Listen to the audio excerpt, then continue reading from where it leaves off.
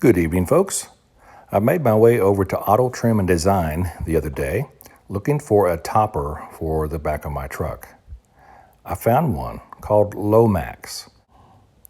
This bed topper is constructed out of aluminum with a rubberized coating, a dust and water seal.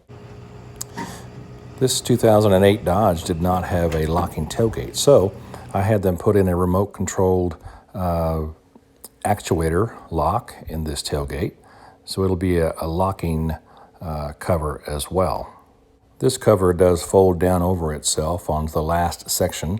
It has two bungee cord tie downs in the front if you want to haul something and leave it in the up position.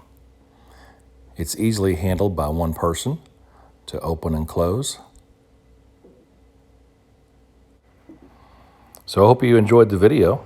Don't forget to like, subscribe, comment, or dissent. You've been watching the Junkyard Tailgate channel. Good day.